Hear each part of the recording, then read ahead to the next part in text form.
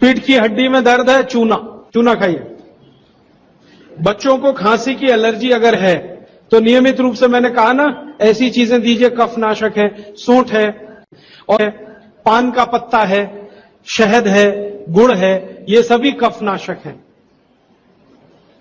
कितनी उम्र के बच्चों को त्रिफला दिया जा सकता है? अगर छोटे बच्चे हैं तो त्रिफला ना देकर आंवला दीजिए, और त्रिफला देने का समय अगर शुरू कर रहे हैं बच्चों को तो थोड़ा 3-4 साल हो जाने दीजिए उनका। 3-4 साल के पहले दे सकते हैं तो आंवला दीजिए। और वैसे तो मेरा कहना है 14 साल की बच्चों को आंवला ही अच्छा है, त्रिफला उनको ना ही दें। त्रिफला एक उम्र के बाद ही सबसे अच्छा होता है। बहुत अधिक उम्र में घुटनों का दर्द, कमर का दर्द, तरीका मैंने वही बताया, चूना सबसे अच्छा है। अधिक उम्र में चूना सबसे अच्छा, अर्थराइटिस के लिए, घुटनों के दर्द। एड़ी का दर्द और कोहनी का दर्द तो ऐसे ही मिट जाएगा जब पानी घूट घूट पीने लगेंगे। जल्दी भूल जाएं, स्मरण शक्ति कम हो, गाय का घी नाक में डालना सोते समय।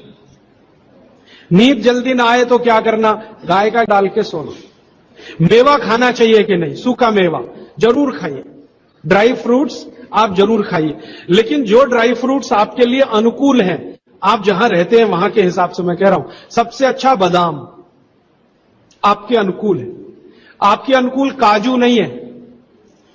बादाम बहुत अनुकूल है मद्रास में रहने वालों को, काजू अनुकूल है जम्मू कश्मीर में रहने वाले, तो बादाम भरपूर रखते हैं। और जो दूसरी चीज अनुकूल है, मुनक्का, किशमिश। किशमिश और मुनक्के में थोड़ा अंतर है, बड़ी किशमिश को मुनक्का, तो मुनक्का और किशमिश ये आपके बहुत अनुकूल है। बादाम आपके बहुत अनुकूल है। मखाना 50-50 है। ज्यादा अनुकूल तो बिहार, उत्तर प्रदेश वालों को है, चले तो झारखंड वालों को। आपके लिए 50-50, ना बहुत प्रतिकूल है ना बहुत अनुकूल है, बीच का है। और बाकी जो अखरोट वगैरह हैं ये आपके अनुकूल नहीं। अखरोट खाना चाहिए हमेशा ठंड में रहने वाले लोगों को, आपके लिए अखरोट बिल्कुल अनुकूल नहीं। और ड्राई फ्रूट्स क्या खाते हैं आप? चिरौंजी क्या कहते हैं उसको? जो चिरौंजी है वो आपके लिए अनुकूल है, चेन्नई के आसपास के लोगों के लिए अनुकूल है, वो आप खा सकते हैं। और ड्राई फ्रूट शायद इसके आगे है, हां, केसर अगर आप खाएं, वैसे तो औषधि है, ड्राई फ्रूट नहीं, लेकिन ये 3 महीने के आगे नहीं खा सकते, नवंबर, दिसंबर, जनवरी। और दूध में मिला के मिश्री, पिस्ता 50-50 है। अंजीर बहुत अनुकूल है सिर्फ एक ही किस्म के लोगों के लिए। इसको मैं आपको कहता हूं, जरा ध्यान से सुनो। जिनको शरीर में शक्ति की कमी लगती है, ताकत कम है, शक्ति कम है, उनके लिए अंजीर बहुत फायदे की है। लेकिन जिनको पहले से ही ताकत है वो ना खाएं इसको। चेंदारू क्या होता है? एप्रिकॉट। हाँ, एप्रिकॉट आपके लिए ठीक है, आप खा सकते हैं एप्रिकॉट। एक सुझाव है, प्रश्न नहीं है, और वो सुझाव मुझे स्वीकार है। वो ये कहते हैं कि आप चले गए उसके बाद क्या?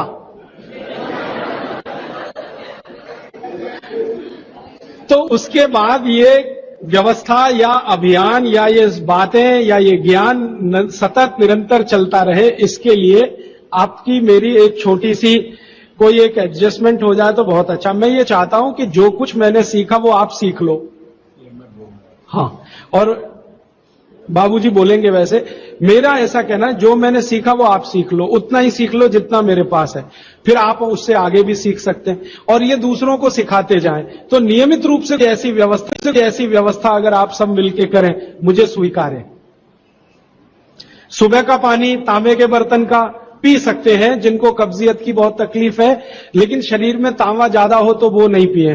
लेकिन सबसे अच्छा जो सम पानी माना जाता है, इसमें आपको कुछ सोचना ही नहीं पड़ेगा। सादा बर्तन का, माने वो पीतल के उसमें रखा हुआ या कांसे के उसमें रखा हुआ, नहीं तो स्टील में रखा हुआ, गर्मी के दिनों में घड़े का, मिट्टी घड़े, तांबे का पानी पी सकते हैं। हाँ, क्योंकि कुचालक है ना लकड़ी, और तांबा बहुत ज्यादा सुचालक है। एक होता है कंडक्टर और एक बैड कंडक्टर। तांबा सबसे बड़ा कंडक्टर है और लकड़ी सबसे बड़ा बैड कंडक्टर है। तो ये अगर आपने तांबा पिया माने, तो अर्थ के साथ जो कांटेक्ट है ना नंगे पांव, तो वो खत्म करेगा आपको। इसलिए पांव में चप्पल रहे, लकड़ी के पट्टे पे खड़े रहे, प्लास्टिक की चप्पल पहन के हो, रबर की चप्पल पहन के हो, तो ये तभी तांबे के बर्तन का पानी पीना है। वो एक कब्जियत से जुड़ा हुआ है। वो ये कहते हैं कि जल्दी से संडास उतरती नहीं है, क्या करें? रात को त्रिफला चूर्ण खा के सो जाइए, नहीं तो दूध में घी मिलाकर पी लीजिए, ये सबसे अच्छा है। दूध में घी मिला के रात को सोने से पहले पिए तो सवेरे संडास बहुत आसानी से उतरती है और सबसे कम समय में पेट साफ होता है। नहीं तो त्रिफला भी ले सकते 3 महीने। देखिए, एक नियम हमेशा याद रखिए, जो मैं बार बार कर, लगातार कोई भी दवा आयुर्वेद की 3 महीने से ज्यादा मत खाइए, और अगर जरूरत पड़ रही है तो थोड़े दिन ब्रेक दे दीजिए, 15 दिन का, 10 दिन का, 20 दिन का। ब्रेक के बाद फिर अगले 3 महीने ले सकते हैं, फिर ब्रेक दे दीजिए। फिर ये नियम बहुत जरूरी है, नहीं तो तकलीफ बहुत दूसरी भी हो सकती। केन वाटर, बहुत लोग आजकल केन वाटर पी रहे हैं, ऐसा प्रश्न आया, तो ये क्या अच्छा है? बिल्कुल अच्छा नहीं। तो आप बोले फिर क्या करें? आपके घर जो पानी आ रहा है टैप वाटर, इसको खूब अच्छे से उबाल लें, उबाल कर इसको रख लें, फिर उसी को पिए। ये केन वाटर से 1000 गुना अच्छा है। केन वाटर पता है क्या है? ये पानी को शुद्ध करने के लिए ब्लीचिंग करते हैं उसकी। उस ब्लीचिंग में क्लोरीन इस्तेमाल होता है, फ्लोरीन इस्तेमाल होता है, और वो फिर शरीर में जाए तो बहुत खराब है। और केन वाटर का टेस्ट सादा पानी से बिल्कुल अलग होता है। तो केन वाटर से 1000 गुना अच्छा है टैप वाटर, लेकिन उबाल कर रखा गया। हां, एक सवाल आ गया है जो अब तक किसी ने नहीं पूछा, शायद आपको पूछने के लिए मन में तो होगा, लेकिन आपने क्यों नहीं पूछा? महिलाओं से संबंधित ये सवाल है, मेंसेस पीरियड का। 2 सवाल आए हैं। एक तो ये हर्ज बहुत, तो क्या करें? तो इसके लिए आप ऐसा करिए, एक आयुर्वेद की दवा इस्तेमाल करिए, उसका नाम है शतावरी। शतावरी कहीं भी मिलती है आयुर्वेद की दुकान। शतावरी चूर्ण के रूप में ले लीजिए। इस शतावरी चूर्ण को दूध में मिला लीजिए और रात को जरूर पीजिए। दूध हल्का गर्म रहे, और शतावरी डाल के दूध उबाल भी सकते हैं, फटता नहीं।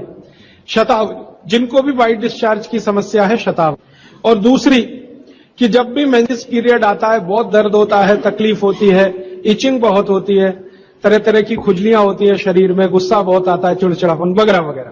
तो आपका जब भी मेंसेस पीरियड होता है तो आपके शरीर में वायु बहुत बढ़ी हुई है, पित्त भी थोड़ा बढ़ा हुआ रहता है। इसका बहुत आसान उपाय मैं बता देता हूं, भागवत जी का है, मेरा नहीं।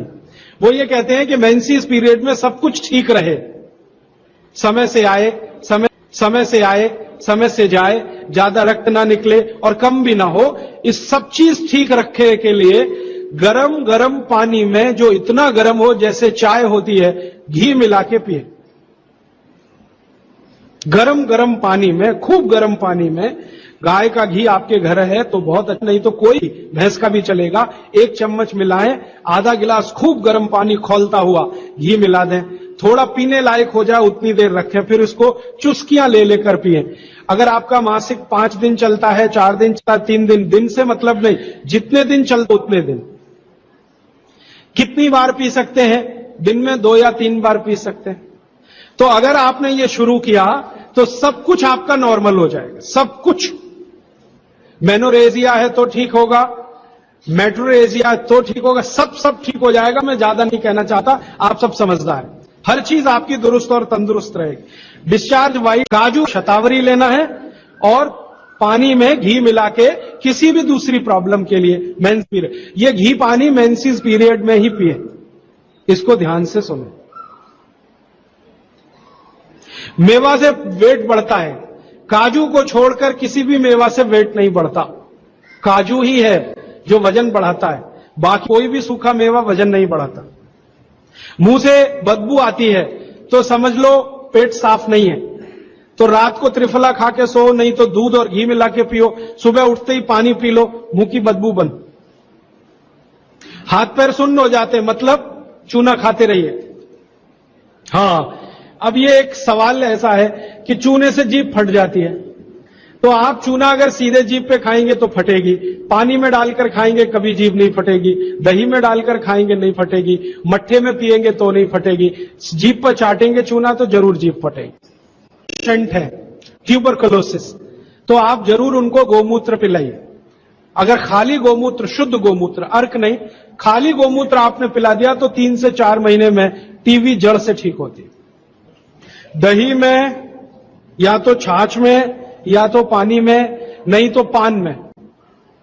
चूना ये पान में जो खाते हैं वो ही।